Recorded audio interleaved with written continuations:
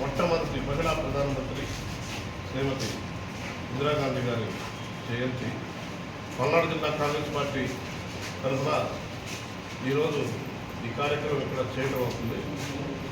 ముఖ్యంగా ఒక సంపన్న కుటుంబంలో పుట్టి నిత్యం పేదల కోసమే ఆలోచించే గొప్ప మహిళా ప్రధానమంత్రి ఎవరైనా ఉన్నారంటే శ్రీమతి ఇందిరాగాంధీ గారని చెప్పుకోవచ్చు.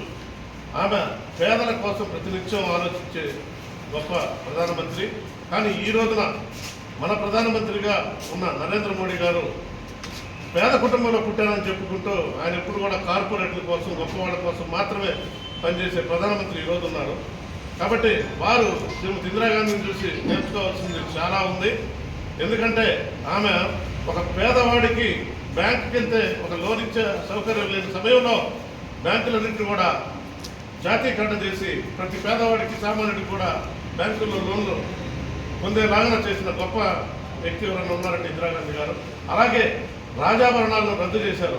అలాగే పేదలకు ఇళ్ళని, స్థలాల్ని, పొలాల్ని అన్నీ ఇచ్చి ఈ రోజున భారతదేశం పెద్ద స్థాయిలో ప్రపంచ దేశాల సరసన నిలబడేలాగా అందించి కష్టపడ్డ గొప్ప మహిళా ప్రధానమంత్రి శ్రీమతి ఇందిరాగాంధీ.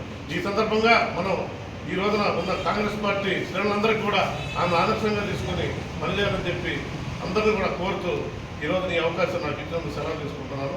జై కాంగ్రెస్.